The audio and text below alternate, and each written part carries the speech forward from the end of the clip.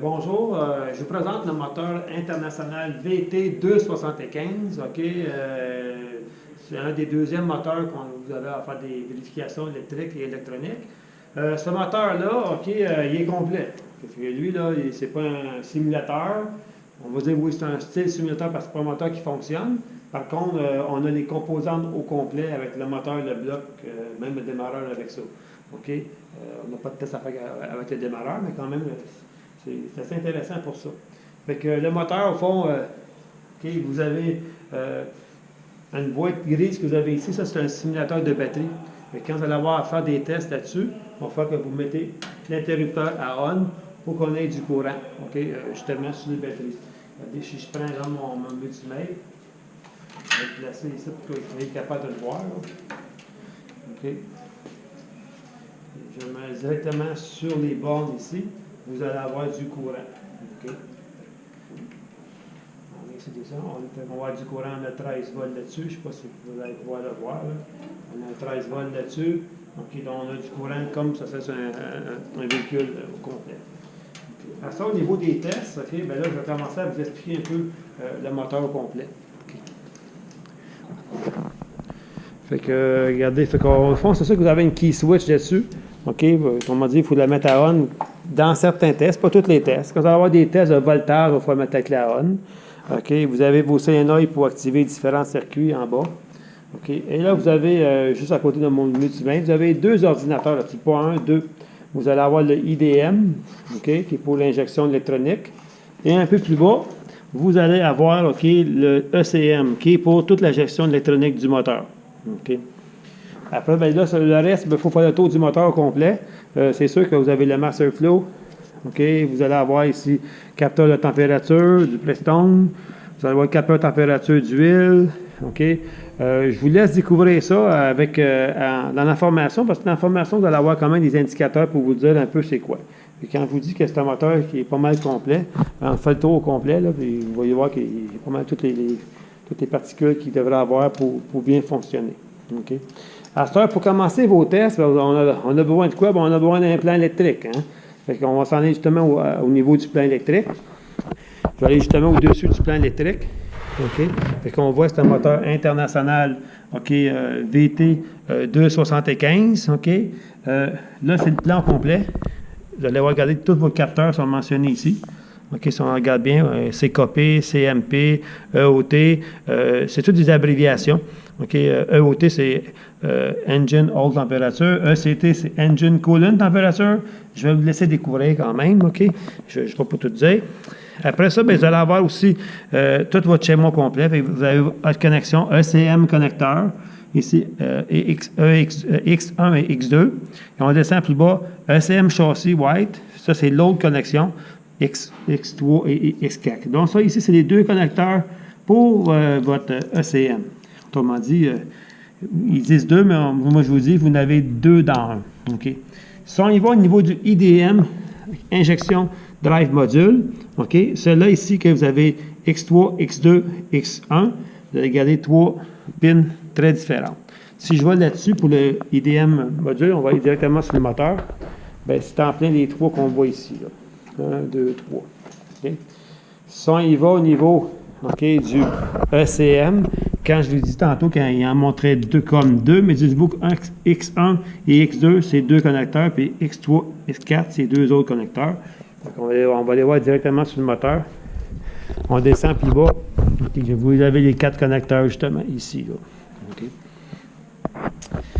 C'est international. International, je pourrais vous dire qu'on vient de descendre au niveau des fils, parce que votre moteur Select tantôt, si vous l'avez déjà vu, les fils étaient plus gros.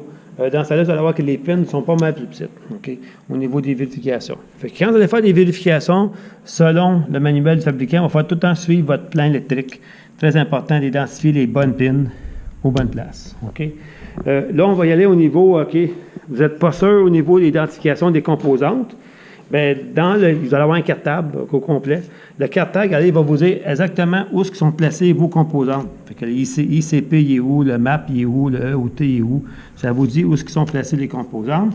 J'ai une autre photo ici qui est une vue aérienne, OK, de votre moteur. Fait que vous l'avez directement sur le dessus du moteur. Fait que ça vous dit exactement où ils sont placés, OK, tous vos types de capteurs. OK?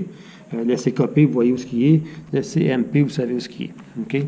Fait que c'est assez facile à ce niveau-là. À cette heure, au niveau des tests, lui, tous les tests sont vraiment spécifiés au complet. Vous avez le shop manuel devant vous, en livre.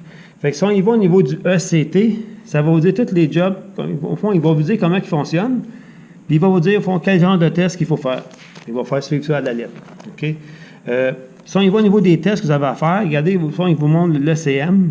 OK, l'ECM, OK, pour ce capteur-là, ben, c'est la pin X16 et X18. Autrement dit, il faut trouver la X18 et X6 sur l'ECM, où ce qui est placé. Et là, regardez, vous allez avoir un signal ground, vous allez avoir un CT signal. OK? Puis selon ces fils-là, vous allez pouvoir justement vérifier. Si on dit vérifier le fil, vous allez pouvoir vérifier le fil, vous allez pouvoir vérifier le capteur, vous allez pouvoir vérifier le voltage, OK? Un voltage, on appelle ça un voltage, voltage de référence, OK? Vous l'avez. Le voltage de référence, vous allez pouvoir l'avoir là-dessus. Okay? Si on tourne les pages, là, les tests vont s'en venir. On tourne les pages, OK? On y va, circuit check, sensor. Ça, c'est vraiment les tests de voltage sur sensor. OK? On tourne encore la page ici. Là, vous l'avez. Autrement dit, si on va la pin 2, OK, du sensor avec le connecteur 2 to ground, vous devriez avoir entre 4.6 et 6 volts. Donc, c'est le voltage de référence. 1 to ground, on ne devrait pas en avoir parce que le 1, c'est un ground. Fait que 0 to 0.25 volts. Puis il dit, regardez, c'est marqué voltage greater than 0.25. Bien, ça veut dire qu'il y a un shock to voltage. OK? Fait que ça va vous dire, même si ce n'est pas d'inspect, ils vont vous dire même la cause, OK, du problème. On continue ici, OK, sur le fil de résistance. Là, ça va vous dire châssis ground. Le fil au ground, il devrait toucher ou pas toucher. Okay. Si je vois 1 to ground, ben, le fil, le 1, c'est un ground. Fait qu'il devrait toucher. Donc, il dit plus petit que 5 ohms. OK? Le 2, ben, lui, c'est un symbole de référence. Fait qu'il n'est pas supposé toucher. Regardez, c'est plus grand que 1 kΩ. Fait que ça va dépendre tellement du test. Là. Puis, au fond, il vous dit pas mal de quoi faire. Là. OK? Vous avez ici l'harness. Vérifiez le fil s'il est bon. Ça va ressembler un petit peu à Cummins. Là. Regardez, X1, OK, 6 to 1. On dit c'est le fil seulement, pas de capteur, juste le fil, plus petit que 5 ohms. X1, 8 to 2. OK. Harness résistance check, plus petit que 5 ohms. Fait que vous voyez que c'est quand même assez précis. Là. Fait que ça, je vais vous laisser découvrir les tests là-dessus. À cette heure, sur le véhicule, OK, très important de prendre les bons connecteurs. OK? Comme j'avais dit avec le Cummins, c'était très important. Vous allez voir, je vais juste démonter un capteur. Je vais aller justement plus bas pour être plus facile. Je vais en démonter un pour que vous voyez vraiment la grosseur des trous. Je ne sais pas si vous voyez, mais c'est vraiment pas gros. Là, OK? Donc, il faut identifier le bon connecteur. Et regardez, c'est marqué dessus. Ce fil-là, c'est X1. OK? X1, XM1. Donc, lui, c'est X1. OK? ECM X1, si on retourne dans le plan, OK, on va revenir dans le plan, X11, bien, vous l'avez ici, là, OK? Fait que c'est en plein ça, fait que là, ça correspond. Si on y va avec les numéros de PIN, c'est marqué dessus le connecteur, mais c'est très, très petit. Fait que je vous tolère que vous preniez votre cellulaire pour vous éclairer. Les chiffres sont très petits. Moi, j'ai besoin de ma lampe de poche souvent pour voir justement les pins de connecteur. C'est tout marqué sur le dessus des pins. Qu'est-ce que je montre avec mon pouce? Là, c'est marqué là.